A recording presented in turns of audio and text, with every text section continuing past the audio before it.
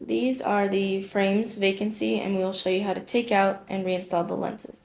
So to take out, you need to make sure that you pull one side of the lens while pushing one side, the same side of the frames. So you pull and push at the same time. You're going to have to use some force, it's a little bit difficult. Now, to reinstall the lens, you're going to take one side of the lens and put it into the other side of the frame.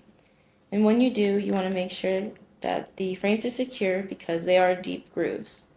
You're going to take your thumb and two fingers and push opposite ways and push in the exposed corners. So again, you slide it in to the deep grooves, making sure it's secure, and then you take your thumb and two fingers and you push opposite ways so that you can push in the exposed corners.